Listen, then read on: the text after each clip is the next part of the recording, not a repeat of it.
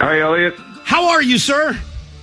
I'm doing all right. How are you doing? I'm doing pretty good, thank you. That's very kind of you to ask. Did you, after a busy week, did you get a little time to relax over the weekend at all?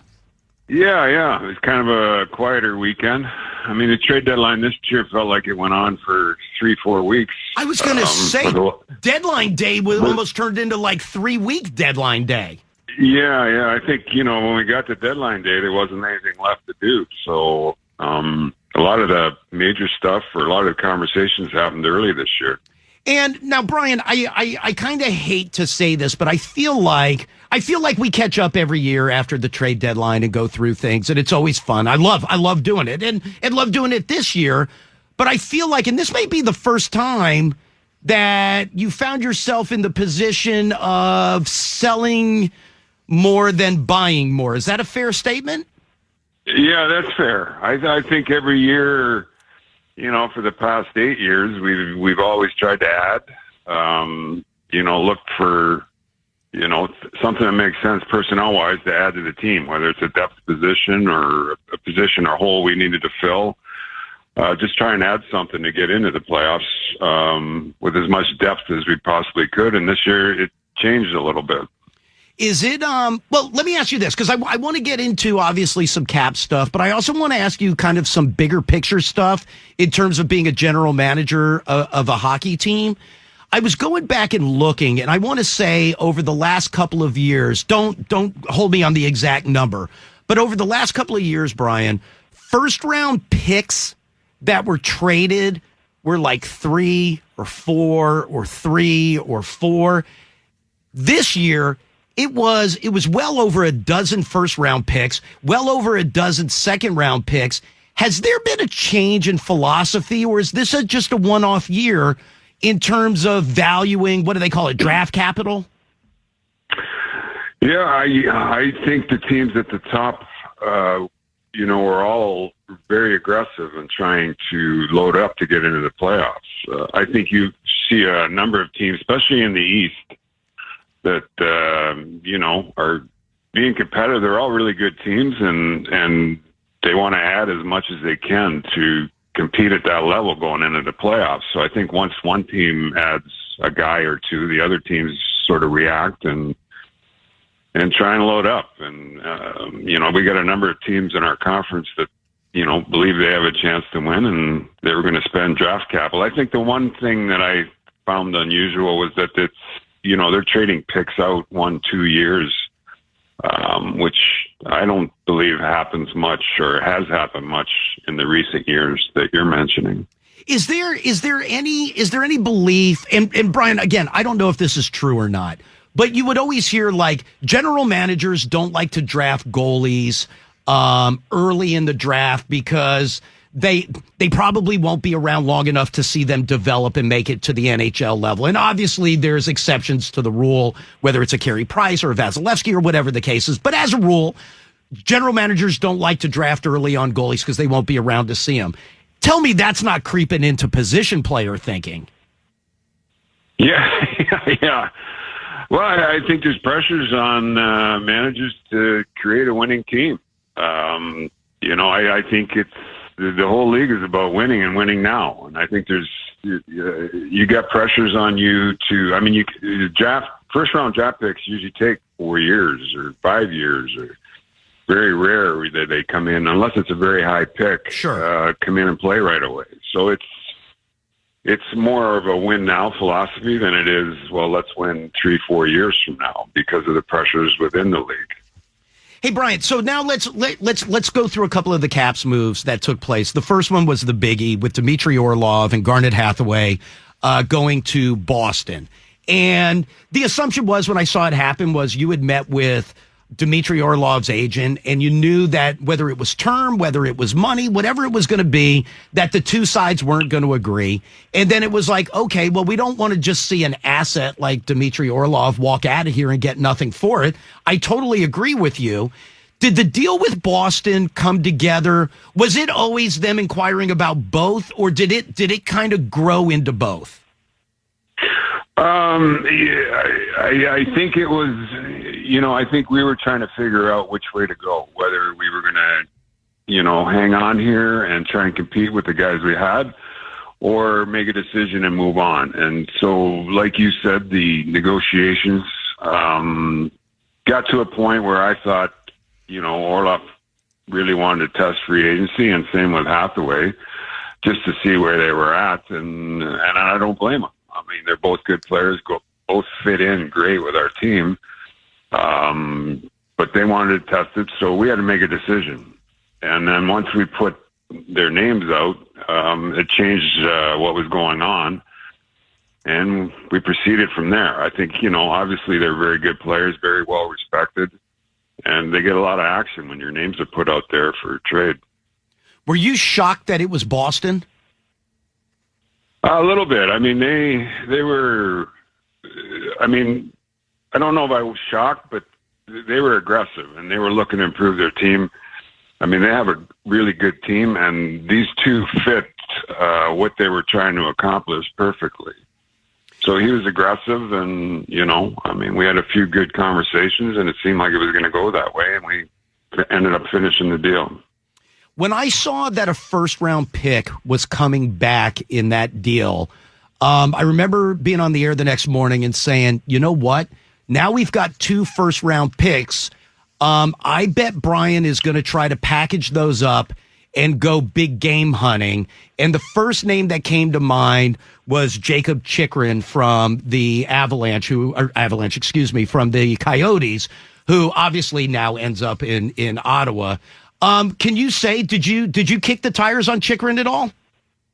Yeah, I think we were involved pretty much the whole deadline, right down to the end on Chikrin. He fit the profile of the type of player we were looking for. I think in the end, it ended up going the other way on us. But, we hung in there as long as we could as far as trying to get him. Can I ask you a philosophical question on Chikrin? Sure. Do you think it's wrong for teams to sit a guy for 3 weeks for trade deadline reasons? Yeah, I do. I think, I think it's, if something's happening, you can kind of tell if something's happening the day before or the day of, and I think that's appropriate when it's at the closure, and you don't want to risk the trade ending, so I think it's appropriate then. But to do it that long, I don't know that it makes sense to me to do it that long. Yeah, I don't know who yes, I understand if, you don't want and I hate to even use the word, you don't want the injury to happen, right? You don't want the player to get hurt. It messes everything up. It messes the player up. It messes the deal up, and I get that. But 3 weeks, the guy, all he wants to do is play hockey. I don't know who you're helping for 3 weeks. It's ridiculous. Right. And, it takes your team. It sends a message to your team, and I think you always want to be competitive as a team. And to have one of your best players or your best player sitting out is not the right message. Eric Gustafsson goes to Toronto. Back we get Rasmus Sandin. Everybody really likes him and said he probably just needs a change of scenery. What do you like about him? Yeah, I like a lot about his game. We're going to give him an opportunity here to play in the top 4 down the stretch. In Toronto, he was a third pair guy that played really well there in our minds. He's a good puck mover. He's a good two-way player. His own exits are good. He plays well in the middle of the ice. I really liked what he did on the power play the other night. Got pucks to the net, moved the puck well. Very mobile at the top of the blue line, walks the line well, makes plays. There's a lot to like about his game. He'll get an opportunity with us here to play top 4 minutes and get some good power play time, so we'll have a good chance to evaluate where he's at by the end of the year. Hey, do you agree with this, with the Lars Eller trade going to Colorado? Do you agree? I felt like that deal was a win-win-win. A win for the Caps, a win for Lars Eller, and a win for the Avalanche. Do you walk away feeling that way? Yeah, I do. I think it was really good. I think it's good for Lars. He's been a great player for us. It's an opportunity. I think, going forward for us, we were going to have to, our younger guys are coming in. Protas is playing well. McMichael's playing well. We're going to have to create a space for these guys, and Lars is looking to extend his career, and he went to a really good team. He's in a good position. He's going to get some good ice time, and he'll be able to extend his career moving forward, maybe with Colorado too. Hey, you brought up like McMichael, like having to find room for him, and then some other kids in Hershey. Can I ask you an uncomfortable question? Sure. Is it an unfair belief that Peter Laviolette does not like playing kids? Yeah, I mean, I think it's tough for all coaches.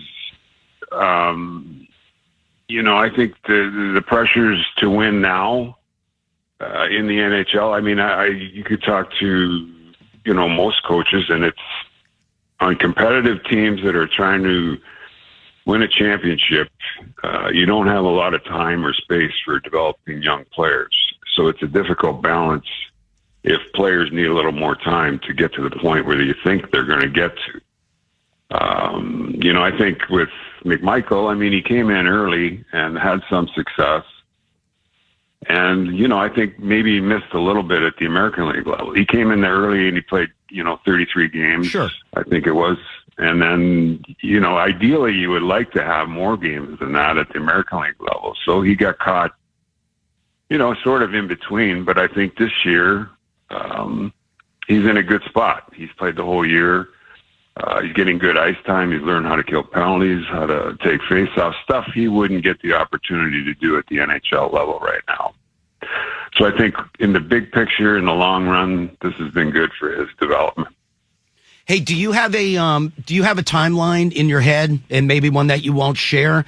But you're going to have to. I mean, at some point, you're going to have to sit down and have a future conversation with Coach Laviolette. Yeah, I mean, I think given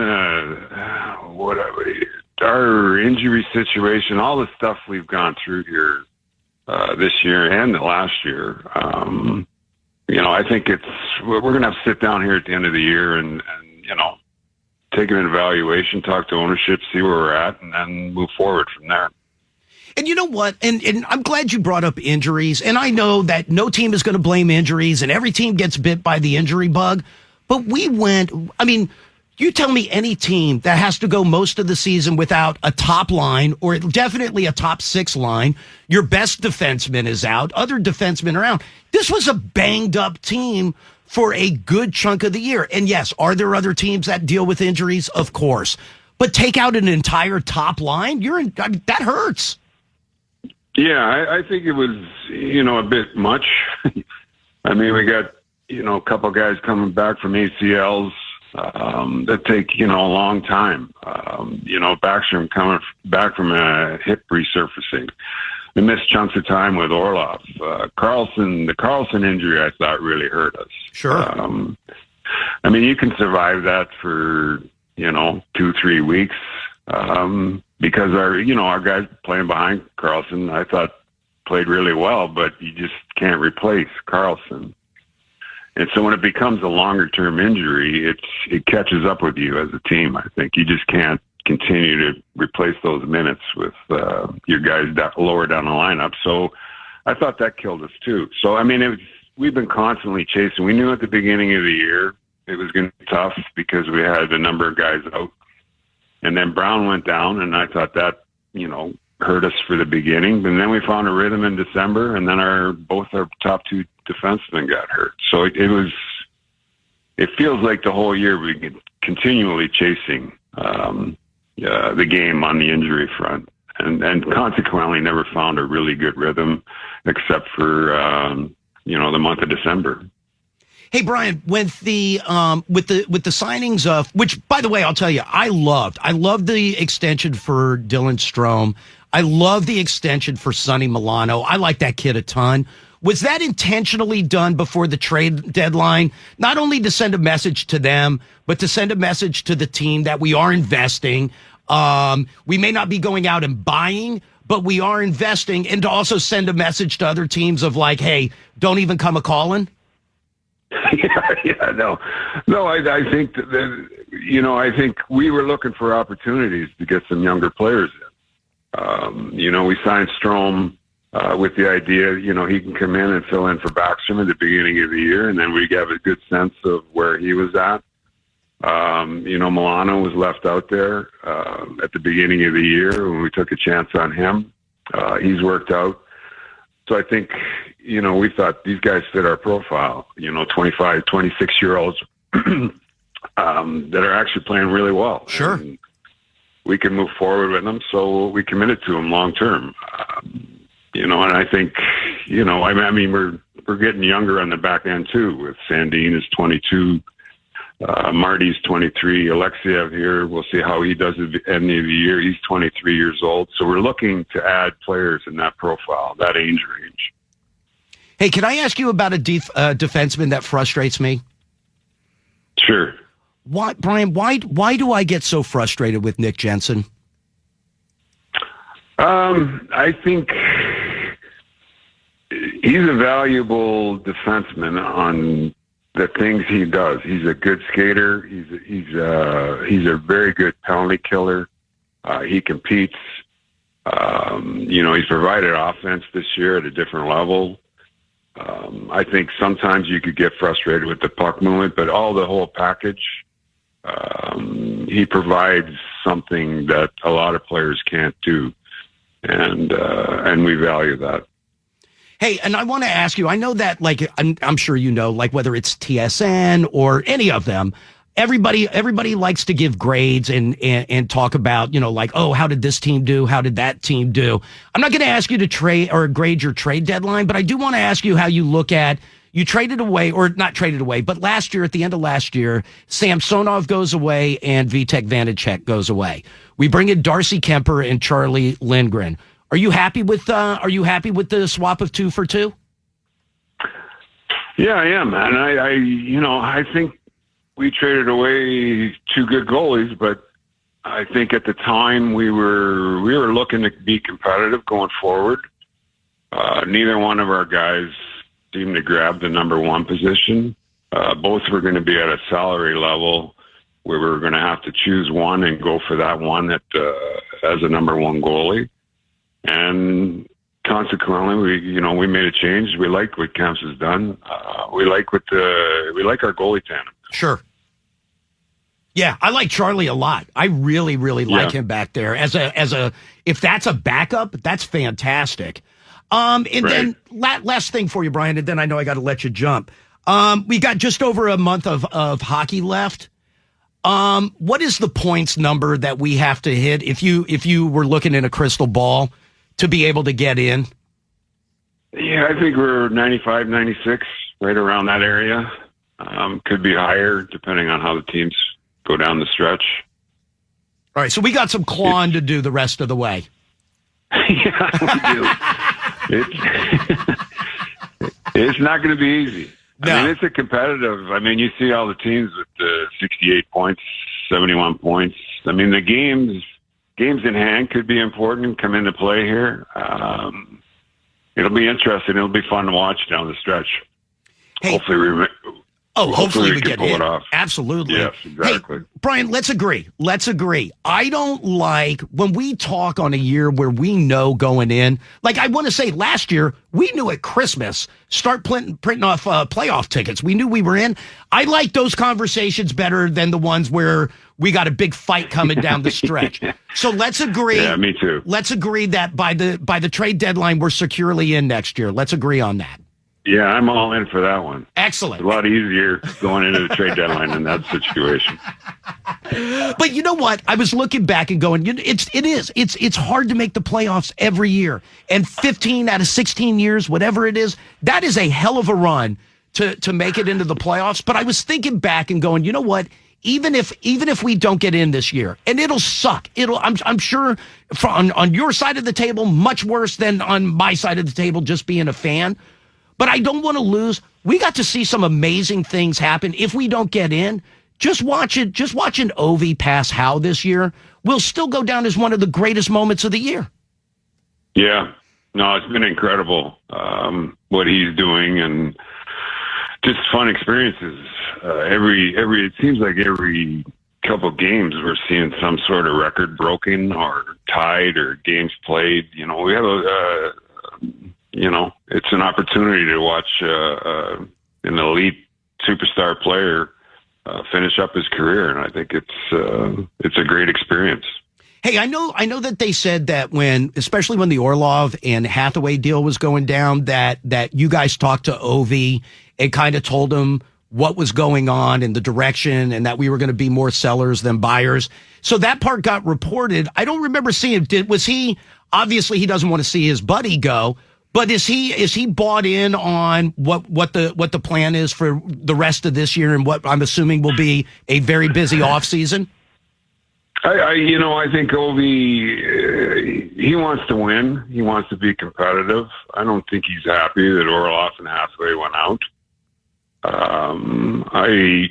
I just went over the reasons of doing what we thought we were going to have to do. And just so, I think it's important to communicate him on what we're trying to accomplish. I don't know that he's happy about it, but I think he's more, okay, let's see what happens then. I gotcha. All right, we agreed, Brian. Next year, we'll have a playoff spot securely locked when we talk at this point next year. Yeah. Or I might not be around.